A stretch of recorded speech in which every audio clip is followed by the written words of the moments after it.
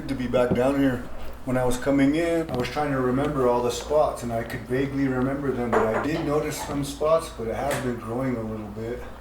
And then I got here, the map question flipped me around, and right when I pulled over there, I seen you guys' car just like that, so I knew I was in the right spot. Fuck yeah.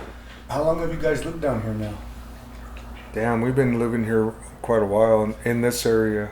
The last time we came here was when we were up in Aspen at the ABC by that airport, right? When I jacked up my elbow. Dang, when was that? I don't know. I don't know if... I think that was the last time you were here. Were we at Snowmass Village? We went to go snowboard at Snowmass Village. But you and Shuli were here, and we were at the ABC, and then we were going to go snowboarding, and then the first day in the first run, I jacked up my elbow, remember?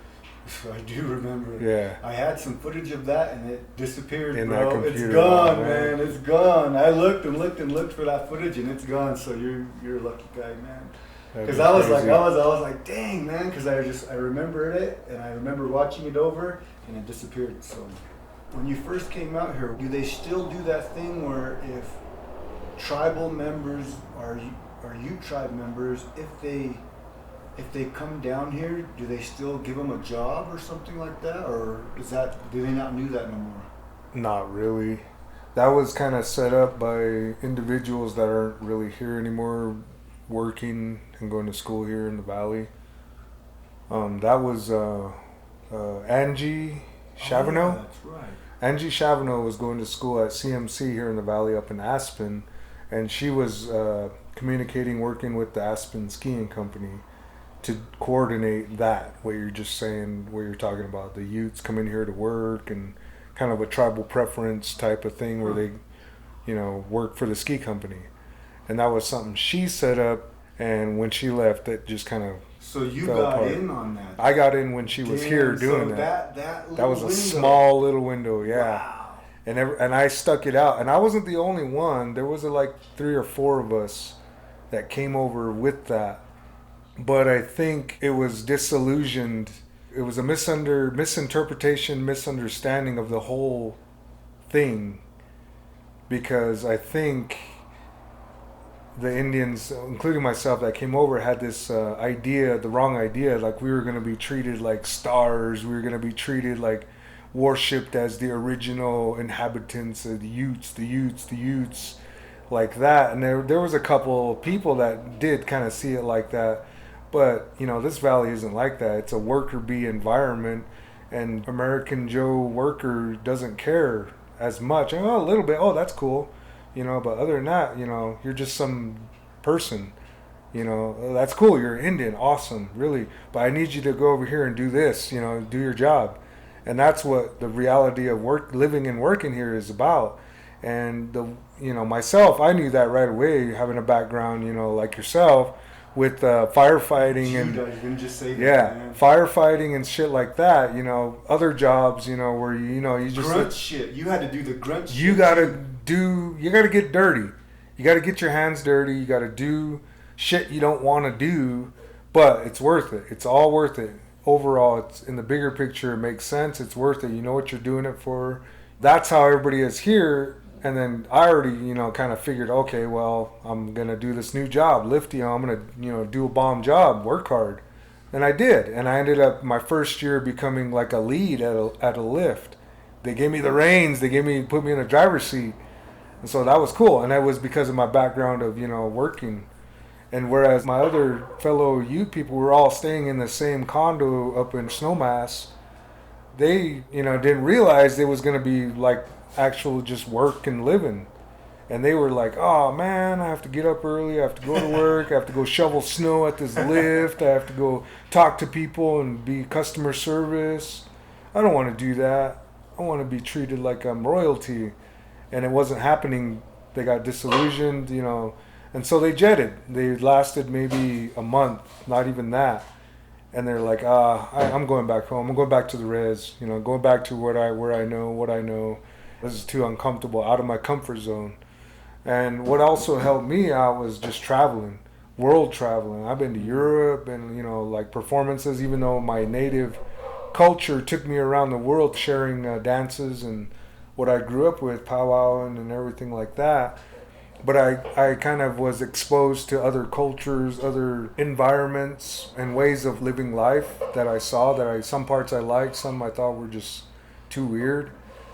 Being exposed to that all my life, I was able to handle Aspen and Snowmass and all these rich people and the pretentiousness of it, the fucking shallowness of it, but then also the awesomeness of it. I was able to pick and choose what I wanted out of it. And I'm still doing that, and I'm still getting what I want out of it. Seeing a whole side of American society that nobody else really gets to see all the time. This rich, lavish Aspen thing. You see the pros and cons, the realness of it, and the underside that you don't really see. The crime, actually. All these rich people, they're humans. They do dumb shit just like, ghetto people. Only thing is, you see the lopsided privilege of people with wealth. There's a family that just got caught giving cocaine to underage kids, and they got most of their charges dropped. Whereas, if that were to happen, anywhere else, shit, those people would be going to prison. So just living here, looking at things like that, I'm learning a lot. So when you first started, a bunch of those folks ended up going home. After you started getting the lead lift, obviously you had perks, right? You got to ride. Did you get like a season pass? Mm-hmm. What were some of the other perks that you ended up getting? Making friends, I guess. Making a bunch of friends with your coworkers, and they're actually lifelong friends. I got friends from the lifty days that I still talk to a lot. We still connect. The experience of learning mountain ski resort life and ski resort mountain etiquette. Like, there's a lot of shit, I didn't know. The whole ski, snowboard culture, snow sport culture has a bunch of stuff that not everybody sees and knows about. And, after living here in the environment, immersed in it for a while, you see it. And then you see the people that come here and you call them gapers. Everybody calls gapers, jokes about it. What is that? Fear the gaper. The gapers are, all these vacation tourist people that come into town and they're just like mouths gaped open looking at everything. They're just clueless about anything. They're just so awestruck and they don't really realize their minds, and they're on vacation. So their brains kind of go on vacation too. So they don't really see what they're doing, and they get either they're wacky with their skis over their shoulders, or they're just doing dumb things on the mountains, or out of control, taking people out, don't know how to get on a lift, they stand in the way, they're just all kind of little things. They act dumb at the bars. Honestly, I think I was a gaper when I first got here, but I learned, living here the last 13 years, the ins and outs of resort life. When you guys ended up coming out here, you said that some of the folks thought they were going to be celebs and all that kind of stuff and getting treated uniquely, but that didn't really happen. But I'm sure you going into schools and stuff, and wasn't that still a part of what you were doing, or did it get removed pretty quickly, or was there still elements of it that you were able to do? I totally play the Ute guy, Indian guy card here because there's nobody here who I work with. Her name is Nina Gabbianelli. Her and I do these programs in the school, and when she's introducing me and all that, it's funny because I feel like Ishi or something, like, no, I'm not like the last one or whatever. But she kind of introduces me as, we have the only Ute tribal member that lives here in the valley. And it's crazy because it's true. Like, honestly, Federal Bureau number enrolled Indian of the Ute tribe, I am the only one. I don't know any tribal members that live here. I am the only one. So when we go into these schools doing these programs, like, I'm the only guy. Normally you get a teacher that would be an elder or a wise person like that. I don't know if I'm either of those, but I'm like, well, who else are you going to get? There's nobody here. I'm the only Ute guy that's willing to go into schools and talk about myself and talk about Indians and stuff. They get what they get because that's all there is. I'm sure you've crafted it and gotten better at it, and maybe... Hell yeah. So how was that process? What was that like? Well, ever since I started doing the programs, I've always had one main thing I made sure that I did was get away from that stereotype of the feather Indian on the horse. and talk about a down-to-earth, realistic view of Native people and Utes. And the main thing that I always say to these kids is, what I want you kids to know is that you people still exist. We're not some picture in a book that you're learning about that are, we're all gone and we don't exist anymore. We're still here. We exist. We're on the res. We're in the cities. We're wherever we're at. But just because we're not dressed in 1800s attire doesn't mean we're not, real Indians or real Utes. We're still Utes. We just don't dress and look the same and act the same. Just like your ancestors looked and acted a way 150 years ago that's different to you. So, hey little white kid, did you come to school in a horse and buggy? Are you wearing like a little bonnet on your head if you're a girl? Are you wearing a bow tie, a little school uniform? No, that's what they did 150 years ago though. So think about that, kid. And think about me, when you're looking at me, what are you seeing? Or when you think about a Ute person or an Indian person or a Native person, what do you see? What automatically pops in your head? For most of these kids, it's like that Indian on the horse, this Indian, in a movie, in a book or whatever. That's all they think about. And that's where I want to stop them right there. Like, whoa, check it out. Look, I'm a snowboard instructor. I'm not dressed like that.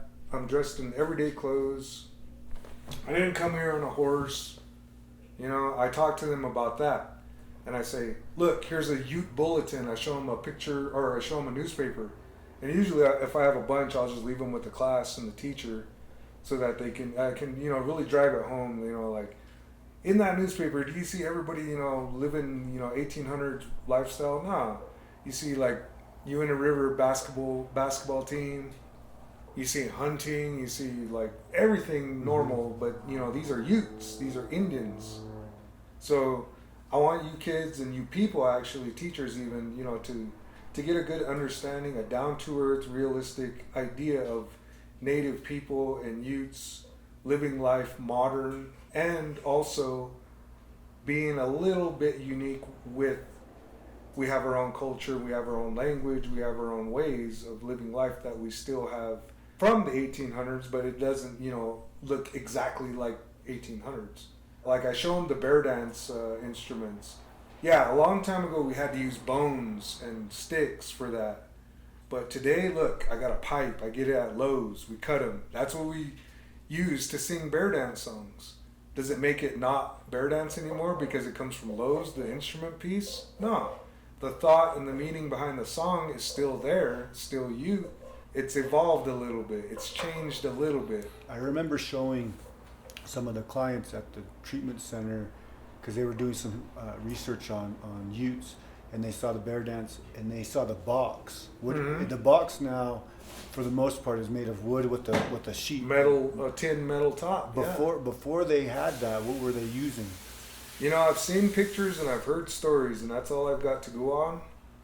But what I seen was like they just had a regular rawhide, like a drum, but not quite a drum. It was hard enough and it made a resonating sound that's what they used, and it worked. Adapting over time, Utes have always been that way, with the horse, all through history. Utes have always been kind of friendly with our colonizing invaders. Mm-hmm. We've always kind of been down with either the Spanish or the Americans, the Maricachu, whoever showed up. We were always like, hey, check them out. They got some cool shit. I want one of those. Let's go make friends with them. One of my thoughts that I've had, and it's just something that's bounced around in my head, but there was this history where we ended up getting enslaved and then to mine for gold, and then the uprising came. But I think that in that traumatic event, if you want to call it that, or in that thing that happened, we learned something, man. We learned about Banaka, we learned about capitalism, we learned about like that thing. And maybe it wouldn't look like it was today, but that was the beginning of us understanding currency, capitalism, market, trade. And that's always stayed with us. And different bands did it a little different than each other, but as far as I can see, the Colorado 1800s Utes, they were some mean warrior people, and they used to capture Paiutes and go sell them to the Spanish. They used to be slave traders. I mean, that's some pretty ruthless, mean stuff. I think even the Uintas and along the Wasatch Front, that was going on all the way around in that whole region. Yeah. And so I think even maybe they saw the gold as bad, but still currency and trade, they used other things to do that with, and it happened early on. So it was. I heard about that too on the res. Even they used to, like back in the Buffalo Soldier days, when that Buffalo Soldier Cavalry Squad was assigned to Fort Duchesne. They had gold or something like that. They had, and they used to go hide it, you know, in those hills with those coffee cans or whatever. Go stash their stuff. What I heard is you people they learned really quick the value of money and gold and things like that, and from the army guys. And I don't know if you knew this, but my grandma's dad, his name was Isaac Sacknicket, and he was a wild guy. You told me that. He got he went and shot 2 people. Yeah, one of them right up in White Rocks, and they said that. And I think that's where a lot of that thought came from. Is like when people said like that gold will make you crazy and it's cursed. Yeah. I think in a way there was probably a cursing of it, but also they also saw what it did to people, because the stories of my grandfather was like either he had some or he knew, or maybe he knew it where it was, or people thought he knew it where it was. So there was an extreme paranoia that he ended up demonstrating. So like they said that he used to like up in White Rocks and up in the canyon, he'd go in circles and here and there, and like he'd just go in all these different ways because he's afraid people were trying to follow him. So he would go like all over the place. Now whether how true that is or not is just some of what the family was talking to us about, and it made sense to me. Like, man, if you always thought everybody was trying to follow you or take advantage of you or try to take something from you, that paranoid. Yeah, it would make you paranoid and dang, who would have known? Like 100-some years later, people are still doing that, but they're all messed up. Right. I was going to ask you too, is do you ever feel like maybe you come in and do teachings to those kids or to places and they feel like little let down? Maybe they were hoping for this. They were hoping for this, like, you know, I don't know, something very different, and you because it's been done before I started doing this, and also, you know, like, I'm not an elder, I'm not a spiritual shaman leader or anything like that. You know, I'm just a real basic dude, just a common middle-aged Ute guy, Ute, Hopi, Choctaw. You know, I'm all kind of tribes. I'm a Mutt Indian, but I was raised all Indian and all that. But usually it'd be an elder or whatever doing all these stuff, and I respect that, you know, and I apologize when I can for doing what I do, you know, but like I said, there's nobody here to do it. There's no elders here, there's nobody like that. Back to my point is, before me, there was youth elders that would come here to these local schools and do it, but they would come dressed like the 1800s Indian. They'd come in full buckskin pants, shirt, war bonnet, just straight up came out of a time machine. And then the kids would be like, wow, and the teachers, wow, everybody would be like, wow. And I think that's really cool. I think it's cool to show who we are, where we come from. But at the same time, it's not accurate as to like the reality of Indian people now. You go to the reservation, you might see that at the powwow once or twice, you know, every once in a while. But everyday life on the res, you're not going to see people walking around buckskin clothes with war bonnets. That's just not reality. And what I like to do is show the other side. Yeah, I think they do get let down a little bit because I'm not coming in dressed as, you know, 1800s Indian, but I make up for it because I'm a singer, and so I bring my hand drum in and I show an example of what we do now, like round dance songs or powwow songs or a flag song, and I talk about what the songs are for, what it's about, how, you know, what singing's about. And I explain to them that this is what we do today still. So as long as we're singing, dancing, speaking our languages, we're still here. We're still Indians. I really wanted to drive that home to them. And although I'm not dressed in a war bonnet, you know, I'm wearing a baseball cap, t-shirt, jeans, and, you know, whatever, I'm still able to sing a powwow song to you guys, or I'm still able to teach you guys sweet swiney beanie, you know. And I do. I show them, you know, I teach them Indian words, like whatever I can. And it's funny, you can hear these, you know, all these little non-native kids, little blonde blue eyes, little Mexican ones, you know, sweet swiney beanie. Oh. Then I get bored of doing that, so I give them even more real. You know, I say, okay, well, you guys want to know what you're really going to hear on the reservation? You go into a store, you see all these Indians dressed like me, just normal. They might say something a little different, but it's you. You know, you guys want to know? And they'll be like, well, yeah. I say, I want you guys to repeat after me. And I say, okay. And I'll say, all right. 1, 2, 3, say, duh. They all duh.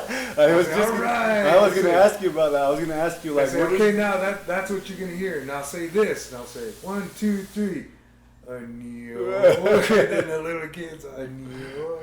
And I'm the only one in the front laughing my ass off. That's what I was going to say. I was like, man, Skyler's going to have to mess with these folks. I knew you were going to mess with them in some ways because you have a sense of humor. So I'm like, I'm wondering how you bring your sense of humor into these kind of things. And it's funny, and I kind of explain what it means a little bit. I mean, it doesn't really have a real translation, but it's kind of an expression that we use, Indians use.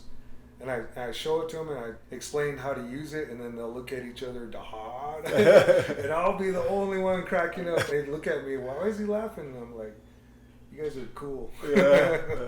Before we started doing this, you talked a little bit about how you were working with the group, and a community member had talked about bringing people down into the valley to dance or to do some sort of festival or something, and you were talking about how you were involved with working with the group at the library. Yeah, so the other night I got this email. This kid up the road lives close to one of my friends, his neighbor, emailed me and texted me and it's like, hey, I'm trying to get my Boy Scout, Eagle Scout thing, and I'm doing this history program at the library, and I'm doing a panel with a question answer panel, and I would like you to be involved as your ancestors were the Utes and you're a Ute. And I'm like, okay, I'll do this. So I went to this panel the other night, you know, I was talking about, you know, history, the value of history in the community, how it's valuable to a community to be knowledgeable of your history and, you know, how it plays into a community. And so we were talking about that, and then we were talking about the Utes and what, you know, how we used to live, and lifestyle was way different. It was also similar, and we had bear dance, we had gatherings. And so I heard the other night, you know, this lady on the panel was talking about gatherings, how they used to gather for dances, and I don't know what they call them, hoedowns and stuff. They used to do that, you know, come out of the hills, all the hillbillies coming down from the hills and getting together.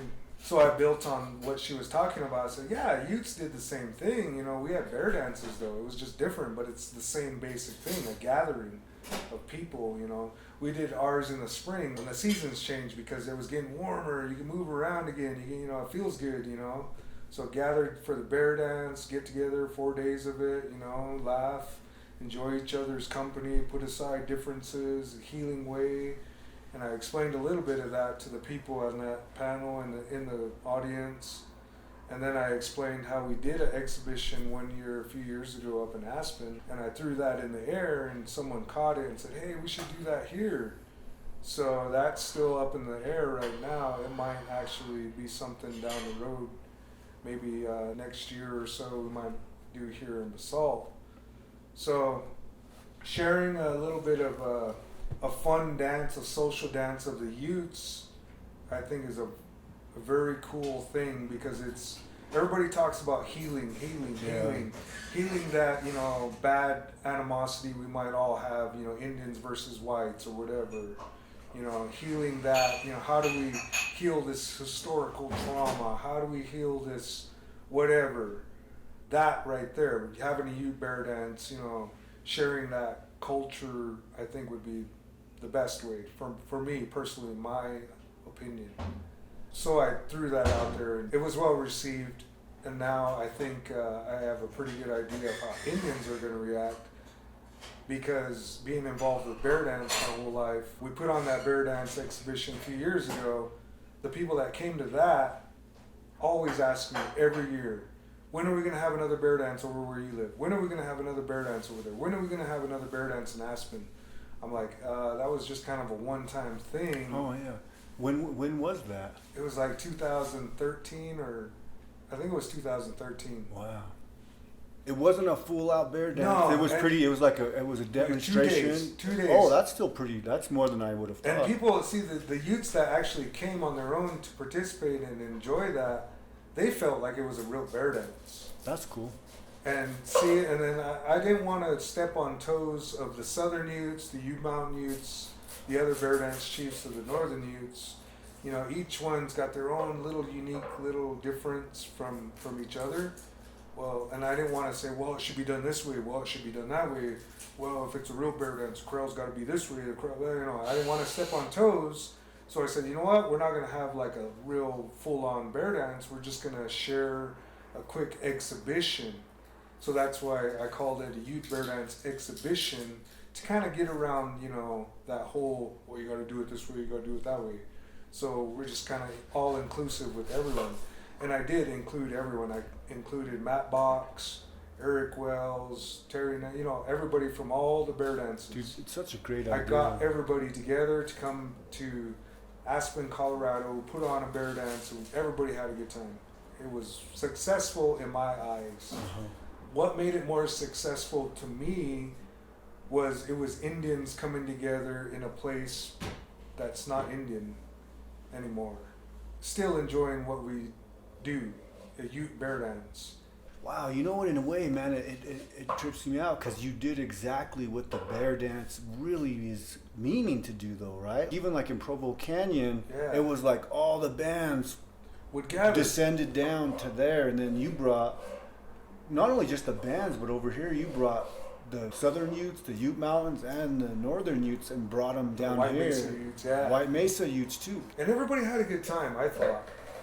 I don't want to be biased or too discriminatory, but for me, I valued the natives' reaction more than the white people reaction.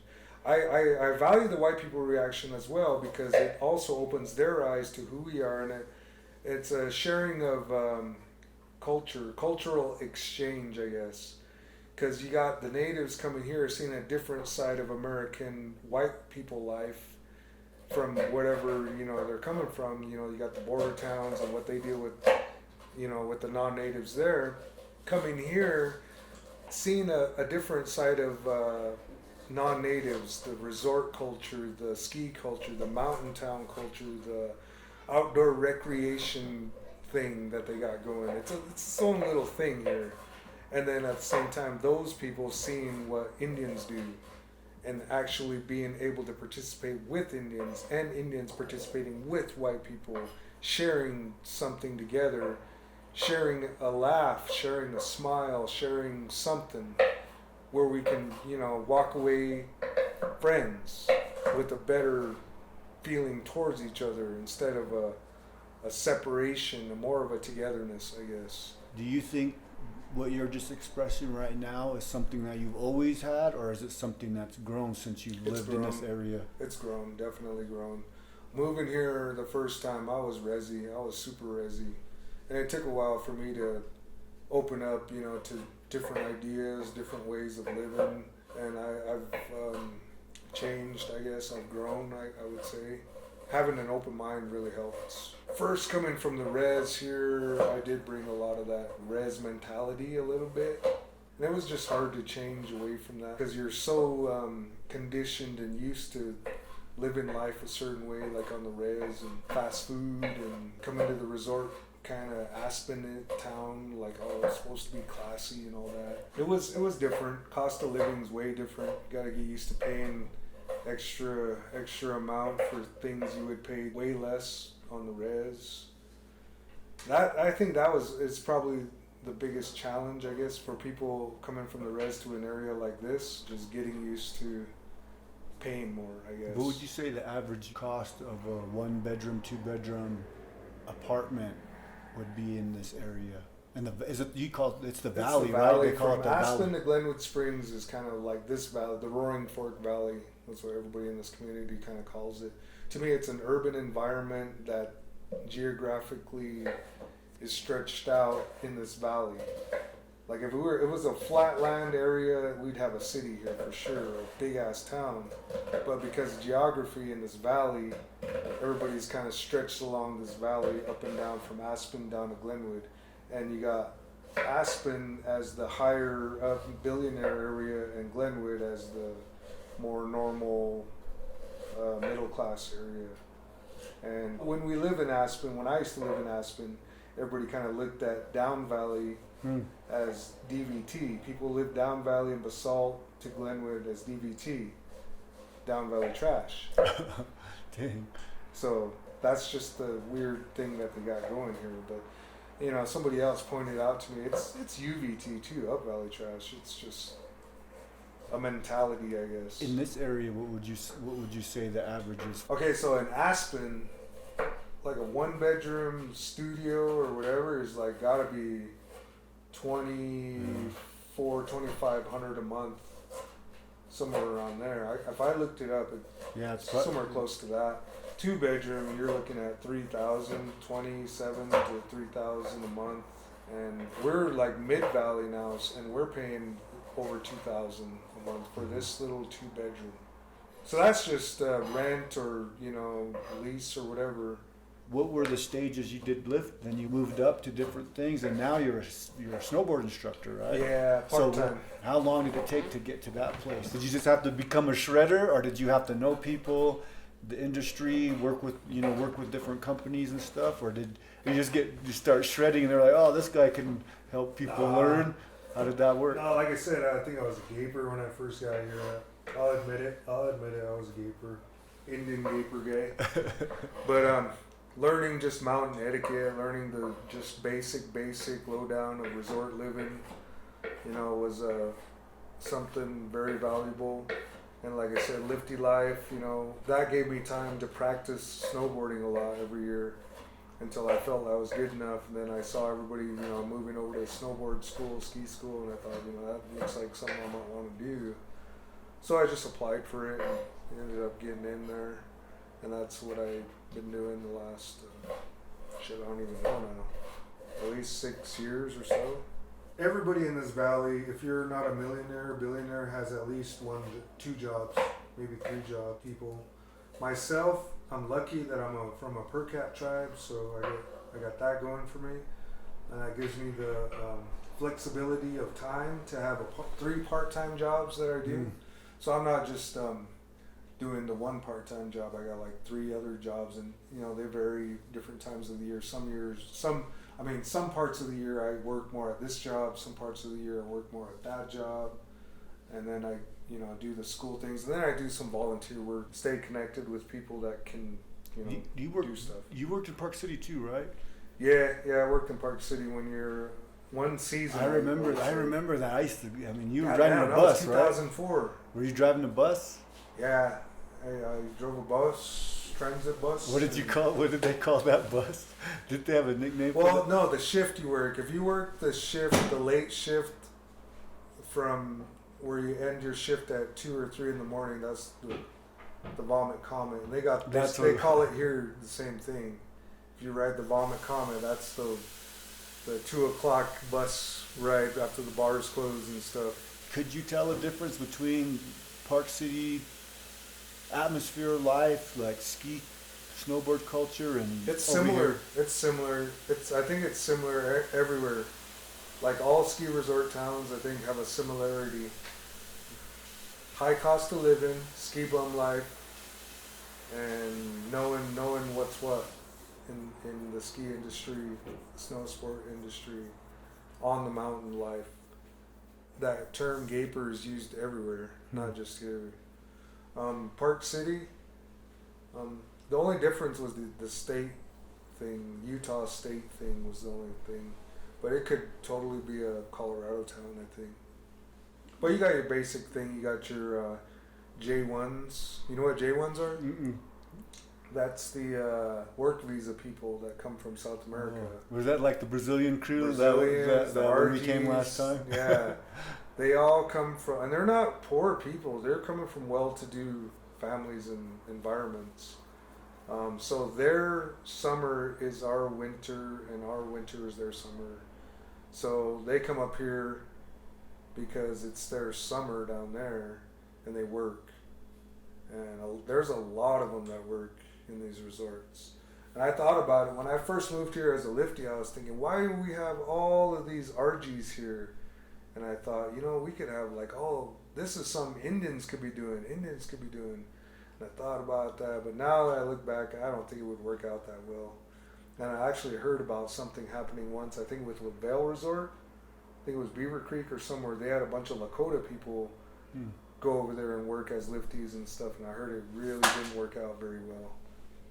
I don't know the details. Was it like some of that resi stuff you were talking about? I think a lot of it, yeah. A lot of that differences and the adjustments. Culture shock too, right? Couldn't make that adjustment.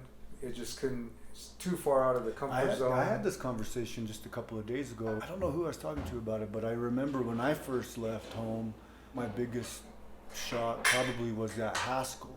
Being at Haskell with some of my colleagues, I went over there to run. Like, that's how I got into that school. We'd go out to eat at a restaurant sometimes, and I remember some of the other track cross-country people, they would make fun of me. Mm-hmm. Like, damn, man, you're all rezzed out. Like, and it actually kind of pissed me off. It was like, well, fuck you, man. Like, because I didn't know, but they would make fun of me about it. And I kind of, I don't know, it kind of weirded me out because I kind of didn't really understand what they were talking about because they were just kind of demeaning me. And you don't see it. I didn't see it. And I was like, I kind of pissed me off. And then I didn't see it for a long time. The weird thing now, too, though, is it's kind of, I've noticed this and I haven't really formulated a real clear understanding about it, but now it's almost like people are trying to act rezzed out. And they're trying too hard. Yeah, I was like, why are you trying to Actually, I think I was like that for a minute there, too, back in the 90s and early 2000s. I think I was actually trying too hard to be resi. Like, I knew I have a brain on me. I knew I could probably be successful and do more stuff, but I was trying too hard to be resi. I think that was my downfall, and I wasted a lot of fucking time in my life doing dumb shit. Just trying to be a regular res dog, res boy, whatever. And I think I wasted a lot of time doing that where I could have been like doing a lot. I would have been way up higher in my position as a snowboard instructor if I would have done this shit way earlier. If I didn't have that dumb or just kind of closed-minded mentality. But I did have that when I first moved here, though. I remember I was pretty resi. Do you think that's two things? One, do you think that's more of just growth and being more like just growing, getting older, and kind of maturing? I think that's a big part of it. Or was there part of? I mean, because it's kind of like I think that's why we have like maybe some punk rock kind of like a punk rock attitude too about things. I kind of keep that. I don't want to give that up. Yeah. That's helped me a lot, actually. Punk rock's mentality has helped me a lot.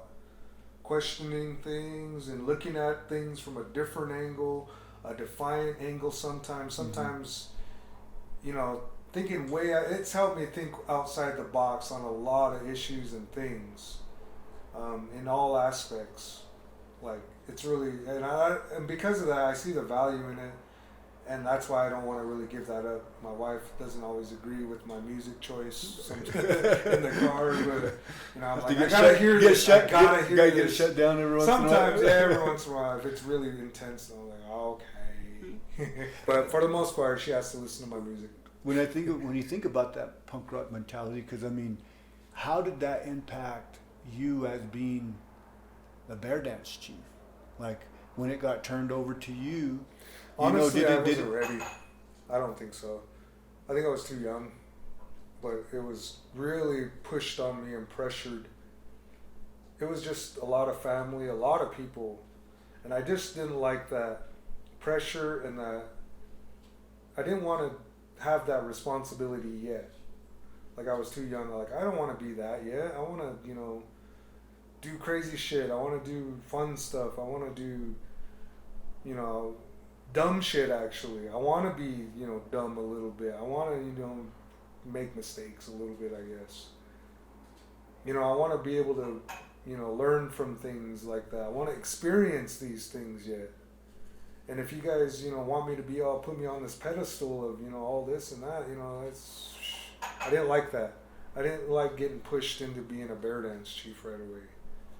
I didn't feel like I should do that yet.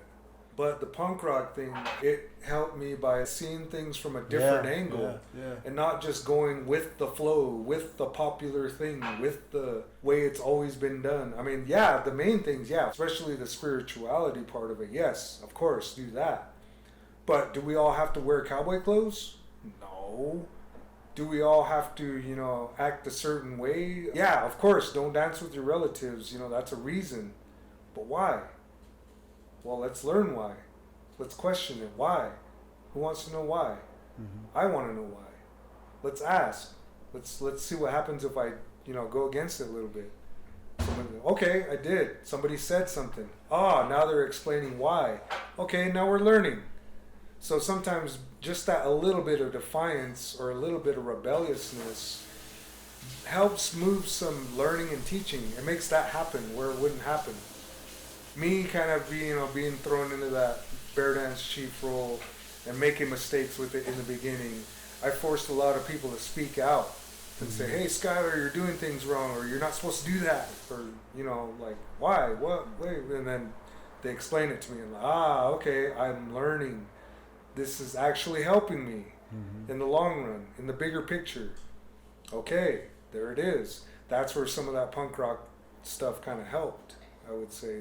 It's just that a little bit of rebellious attitude of questioning. I also like the way that you incorporated other things into it. Like back in the day, one of the main things of it was like the crown dancers would come up at night. You know, Apaches would come up sometimes for the bear dance, and at night they'd have a fire and dance. Mm-hmm. But then, so that was like additional to it, you know. Yeah. But to have like archery and to have like, to have like concerts. To have like, I think even like a powwow. That started up, I would say, in the late 80s, early 90s. Powwow started becoming attached to the bear dance. In the 80s, bear dance was almost dead. As a little kid growing up, I remember in the 80s going to bear dances and only one or two people dancing. My mom and, you know, a couple others. Nobody danced. Nobody was in that corral. Nobody was there all the 4 days of bear dance until the feast day. Everybody showed up, but they didn't go in the corral still. They just sat out in their cars outside of the corral, and they sat there and waited for the food to come. When the food came, then they got out of their cars, lined up, and all got their free food and then went home. People were ashamed to be Indian. People were ashamed of their culture. People would make fun of it. Ha, bear dance, bear dance, you know, like make fun of each other. And so nobody wanted to do it. Nobody wanted to be made fun of, so they didn't do it. Whereas my generation as a little kid, we're coming up and we were taught, you should do it, you should do it, you should do it. And so I was raised, you know, with it. And I was like, just do it. It's just part of me. And then my generation just started to grow. Going to school in elementary, Waikupa, the Ute language class, the JOM, you know, they would come into class, you know, Sweet Swiney Painting. There we are again, learning, you know, our language, learning bear dance, learning powwow, whatever, you know. Go My Son. I hated Go My Son. That was stupid, I thought, but, you know, it was still cool, I guess. It was Indian. We used to make fun of that. Still do, too. I know, myself, but I see what you're saying. But, yeah, you know, learning all that shit, you know, growing up, you know, it's not shit. It's real cool stuff. My generation, I watched bear dance go from almost dying to where it is today. It's really grown. And the powwow was added to try to add, because of that time in the 80s when nobody was going to bear dance.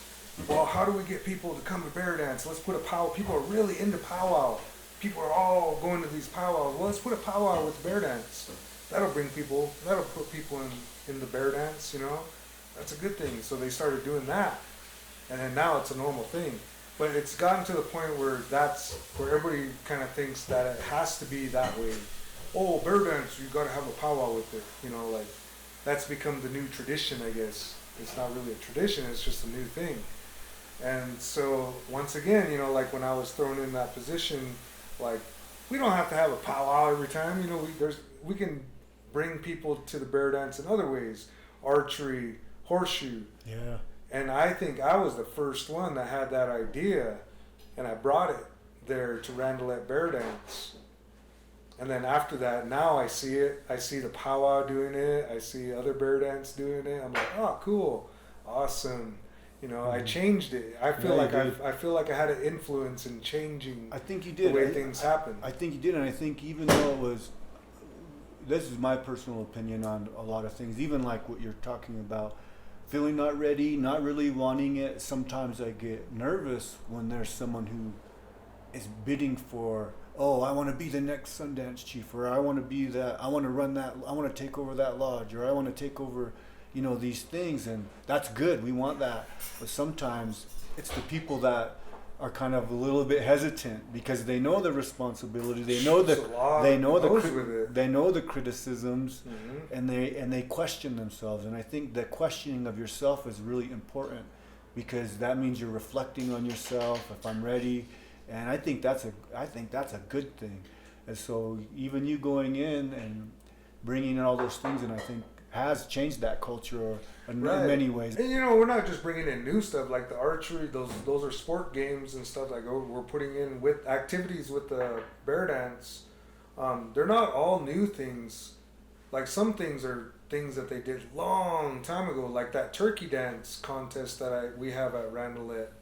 They did that before. Like I said, everything died out in the 80s, and even that part of the bear dance died out. I thought, hey, instead of having a powwow where way over here and the bear dance is over here separated from each other, why not do it the old school way where they had the turkey dance after the bear dance in the corral? You don't have to go anywhere. You just stay there in one spot. You don't have to go drive up to the gym. You don't have to go drive over there or nothing. It's all right there in one spot, just like they used to do. And the same with that bear coming in the corral. They used to do that. Our relative used to do that. His nickname was Bearcoat because he was the one that wore it in the bear dance. Reuben Sespooch was his name. He passed away, but he was my great grandpa Henry's son, and he used to do that. And he was real good at it because I guess he got drunk sometimes.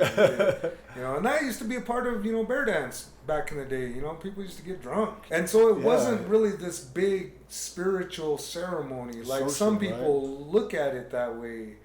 And yeah, there is a little bit with it, just like with all Indian things, there's a little bit of that. But bear dance, no, it's not a shamanistic big thing nowadays. It's kind of done that with powwow too, right? It's like powwow too, yeah. It's not like you have to be in constant prayer. That's where people are getting things misinterpreted, misunderstood. We have Sundance, we have sweat lodges, we have these really heavy duty ceremonies where we do these things, and that is totally where it's supposed to be, where you're supposed to be like that. You gotta have balance. You can't be like that 24/7. So Indians have social dances, round dance, powwow, bear dance. Utes have bear dance, and that's where we can enjoy, you know, in a social environment without having to be all extra serious, spiritual, like have like that, You know, that's one of the things that I took a lot from, and I know there's context and a time and a place for everything. But one of the things that I've really always appreciated about even, and I think I've told you this a couple times, the first person who ever brought me into a sweat lodge was your dad. Right? That guy gets no props for a lot of things. Your dad, he was a couple times. He said, "Hey, you know, you're a relative. You should come up and, you know, come to sing with us. You know, learn how to jam out. Hey, we're gonna sweat. You should come up here." And I remember he used to say that to me, and I would be like, yeah, I will. You say that you're not the only one. He said that to a lot of boys on the res. But that's good. And so I remember when one day I believe I was at the 4th of July powwow, and I was like, man, I'm at the powwow. I'm over here chasing girls and doing all that stuff. And I remember your dad was like, he'd been asking me a lot, and he's like, hey, come on, let's go. We ended up going up to your house, and that was the first. He's like, he didn't ask this time though. He's like, come on, let's go, and just took me. Awesome, and I ran in there and I sweat with them. But what I learned from our sweat, our Ute style sweat, and that word, cowboy sweat, was so cool. It's kind of like what you're saying too. Yes, it's serious, but it's keep it simple. Simple. And there it is. keeping it simple was something that even back then and even to this day I still try to when I start getting stressed or whatever, I remember Cowboy Sweat and the teachings that all those old schools. I mean, you had Lorenzo and your dad, Dan Lomahaftewa, Dan Clark. Who else was up there? But those guys, I mean, those are like the three main core dudes that were always about. They were always saying, keep it simple. You know, this is a Cowboy Sweat. Actually, that was Red Spirit right there. Yeah. That was the original old guys of Red Spirit. Was those three right there? My dad, Dan Clark, and Lorenzo. And I can hear that in some of your teaching too. Dan Clark and Lorenzo kind of like drifted off, and then it was just like my dad left, the only old guy, and then the rest of us young boys doing, you know, stuff, Indian stuff. Mm-hmm. And I remember that, yeah. And I like that I mean, because you can tell, even with both of us in many ways, but particularly with you in this, in being a bear dance chief, is keeping those things simple, keeping it light. You know, because that was cool. I mean, I think that was cool because when you kept it light. And we knew the context. We knew how to, you know, behave ourselves. But we'd still we'd still, you know, act up a little bit. Because we were young guys. But there's still something good about learning how to not be so serious. Because, I mean, I guess one of the teachings I got from that is like the more rules you make, the more rules you're going to break. Right. Exactly right. How long has it been now? Like, I've just known you for so long, like, it's just kind of, it's just that Sky, you know, but I can't even remember actually when. You're talking about bear dance chiefing it? Yeah. I think it was 2000 or 2001 was the first year I had to do this. And like I said, I was younger, way younger. And that was like, what, 20 years ago about? Wow. So I felt like I wasn't ready, but I had to anyway, so. But like I said, everything I said now is what I thought already back then about like bear dance not being this big, huge spiritual ceremony. Like it was more, the way I grew up with it was definitely a social event where you can have fun and have a good time. And I remember seeing, you know, people, you know, drinking, you know, whatever, old guys, elders. Over by the store, right? And by the bridge, under the bridge. And they would go and have a good time, you know, but you got the cat. And I was where the Catman, the arena director of the bear dance, more or less. The Catman, you know, that was his role, his authority. You know, he kept those drunks, you know, at bay, or kept them in line, or kicked them out if they were too drunk or whatever. That was his job. That's the way I grew up with it. And then all that changed. Like I said, everybody was hardly bear dancing. All of a sudden, everybody started bear dancing again, and here we are, a whole bunch of people bear dancing now. But I think a lot of them, they weren't there in the beginning. They weren't there like when I was there, when I was a little guy. They didn't see what I saw, and so they get this kind of a false impression, and then also they get, you know, you get these people that take advantage of the ignorance, and they kind of make up their own thing and say, oh, you got to do it like this, you got to do it like that. Hey, come with me, follow me, I'll show you. And then, you know, watch out for those guys. They'll lead you in a weird direction. You lived in Rondelet for a while too, right? Yeah. When you were little? First grade through 6th grade, I think. Do you think that influenced your vision, of, like understanding of being in Rondelet and being... Yeah, lived in Rondelet, just right down the road from the bear dance grounds. Rural life, dirt guy. I was a dirt kid. We had just walking to the river all the time. Yeah. Just... being outside actually was a big thing. Lucky to have a life without all the... I mean, I had toys, but not like they do now. I mean, you can stay inside forever. Well, that's kind of what I mean. I feel the same way, because even when I think back, I'm one of those ones that hasn't participated in the bear dance very much. I'd go down, leave, couldn't really not do that much. But as a child, growing up in Rondelet, you'd just follow the river all the way down, and you would see all those things. So even my perception of bear dance was a really strong social hangout. Some of us would be fighting and watching fights, and then we'd see people at the Rondelet Mert getting tore back and getting, you know, faded, and then come down. But then also we'd see laughter, and we'd see food, and so I mean, People gambling. Yeah, hanging. gambling. You know, so all of that to me was more of that spirit of the bear dance that I And can that's remember. what it's supposed to be like. That's the spirit. Well, you said it just right. The spirit of the bear dance. That's it right there. The happy, good time gathering. Mm-hmm. And you know, go ahead. We can, you know, put aside, you know, the ceremony parts for a minute, you know, and have a good time. Indian way. This is our Indian way of doing it. Teasing, joking, Teasing, laughing. joking, laughing. All everything like that. Everything about that. You know, that's what bear dance is. Mm-hmm. And then I think sometimes where people get a little too far on that whole, you know, shaman serious side is like you're actually kind of countering the way it's supposed to happen. You're actually kind of you're taking away from it in a way. But that's just me. That's just the way I see it. I'm speaking just my opinion.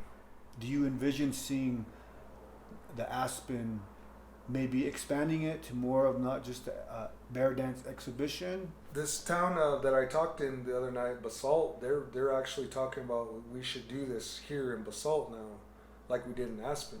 Mm-hmm. And I probably will build on that, and I will probably do it. Like I said, my intention, and I'm biased, is to bring the Ute people back to the old motherlands and enjoy strengthening our spirit by practicing our Ute bear dance in our old homelands and learning about where we come from and reminding ourselves who we are and where we come from. Because especially with our tribe, the Ute tribe of Utah, it seems like we're forgetting some things, or we're not paying attention, or we're not learning. Like I see some of the younger Ute people, they don't even know basic Indian things. Like, wow, aren't they teaching you guys? Like they're all, what, huh, this, what? I'm like, wow. You know, I think you touched on something earlier that I really believe is that I see it a lot, and I had to get over it too, because when Diggy, Quana's dad turned over that lodge to me at Red Pine, that was hard. Mm-hmm. Because people would just say, oh, he doesn't know what he's doing and he's going to hurt people and he's not even full Ute, and like, so they're like, that sucked, you know, because because part of me was just like, well, shoot, man, like, right. I know those thoughts. And yours is a whole nother level of that. And so I think because we're lucky that our character is like, we're stubborn enough to be like, I'm going to do it anyway. I'm going to keep on doing it. We got that mutt spirit still. We do. We're versatile and we can adapt and we can have that mutt strength and just keep going strong. All skinny and manged out. Yeah. But it's like, what the thing is like, I see kids and young people afraid because they don't want to get teased or put down about it. Like, oh, why are you praying, or why are you speaking Ute, or why are you dancing? Yeah. And so they don't want to do it, and they kind of get pulled away because people will make fun of them. And I see that. That sucks, man. Totally sucks, and I think that happens a lot on our res because a lot of knowledge not being passed down and people taking advantage of that and using it in a weird way. And like you said, the youth see that and they're smarter than we give them credit for, and they can see that some of that pretentiousness of it all, and they're like, man, I don't want to act like that. Do I have to act like that if I want to be a powwow person or a sweat person or a peyote person or a sundance bear dance? Do I have to act like those guys? Do I have to act like that? Is that what it means, or is that what you have to be like? Do I have to do that? And I don't really like that. I think, no, you don't have to do that, and you don't have to be a super duper Mormon shaman type person to do things. To go to bear dance? No, you don't have to be this or that. To go to powwow? No, you don't have to, be this or that. You want a grass dance? Heck yeah, let's make it happen. Do it. You want to, go to a bear dance and dance? Oh yeah, let's do it. You don't have to, One of the things I came up with thought recently, and I said it at a high school graduation ceremony, and it was kind of mixed, but I saw mixed reaction, but I seen people more lean towards it, and I actually saw more older of the elders. And I mentioned this, and this was a couple years ago. I said, sometimes, us youths, we pride ourselves with being tough and kind of mean. Mm-hmm. And in many ways, being around other tribes for the last 20 years, youths carry themselves in a certain way, and it's a good thing. Mm-hmm. We've prided ourselves on being tough and mean, but that has come at a cost too, I think, because we have kind of really embraced that so much that we are mean to each other, and we can be mean to our kids and be critical to them, and we need to really kind of reevaluate that, tweak that a little bit, especially if we want to say, we want to see our culture, we want to see our language, and that's I'm gonna go out on a limb here, but I mean, and I think every generation will do this, but I think that our generation is tougher than the ones now in a way, like maybe in the way of like, maybe back in the day we could have teased each other and it might have not have really ripped us in half, but now you do that and it really can hurt kids. Ow. And so I was like, but I think I sound like the old guy too, because my generation before that would have said, weak to me too. So, right? You guys. So now what? Who's the? It's the millennial. I think millennial is what they are now. I don't even know what it's called now. Whatever. Yeah. That's all I say. Where do you see yourself in Colorado, and where do you think the bear dance is going? I think bear dance is growing. It's getting stronger from the last, I would say, 10 years from what I've seen. More involvement, more dancing, more singers. I think it's going to grow. When I first started, having to be responsible for that the first few years, it wasn't all that big. But it's grown since, in the last 10 years, Randalette's really grown. And I think it's going to continue to grow as long as, we keep doing things, keep up with whatever we're doing that's making it grow. If we keep that up. You got any sneak peeks on some new ideas or anything that might be coming up? It's just bringing back a lot of old things. Like that turkey dance. That's an old thing that was kind of dropped for a while, and I just brought it back. And the bear coming into the corral, that's, I'm bringing that back again. So it's just a lot of old stuff kind of bringing back.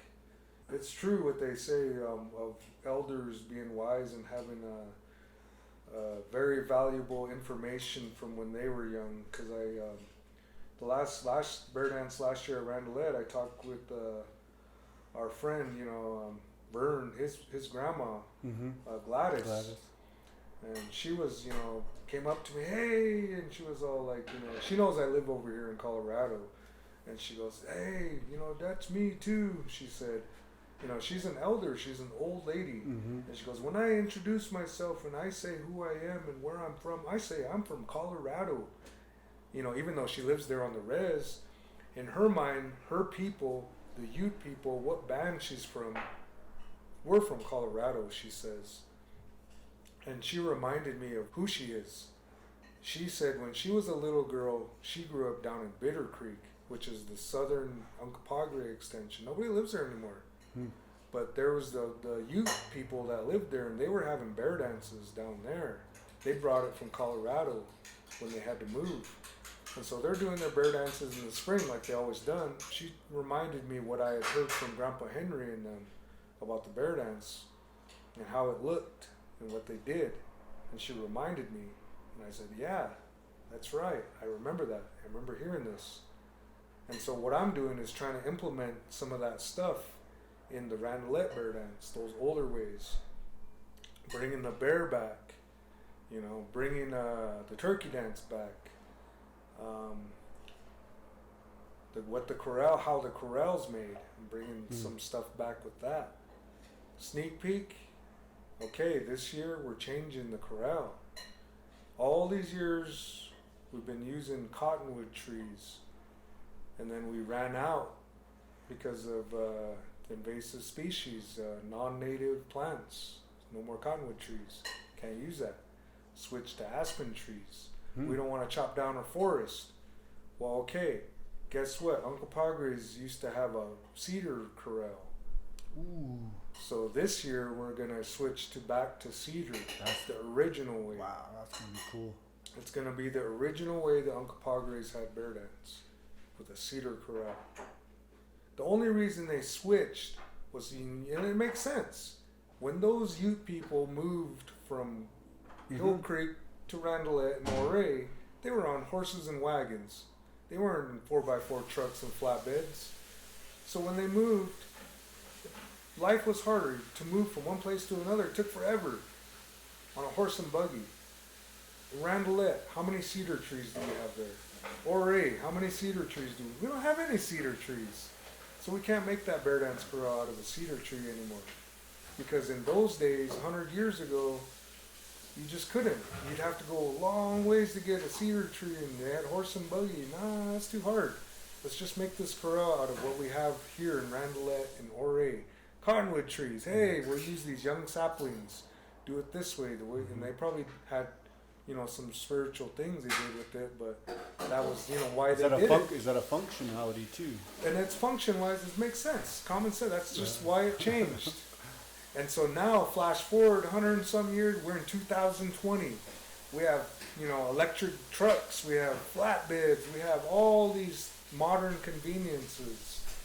We're running out, and we have weird ways of thinking now. We have land ownerships of checkerboard res land. Oh, we can't go get cottonwood trees over there. That's the refuge. That's the pickup land. We can't take trees from there.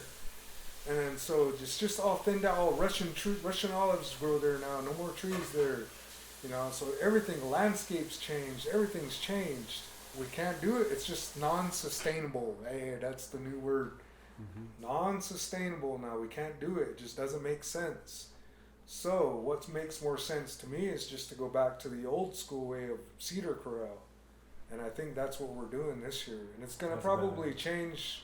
People are going to see it as a change of, why, why you guys trying to be like the Ignacio Utes, trying to be like the Toyac Utes, trying to be like the White Mesa Utes.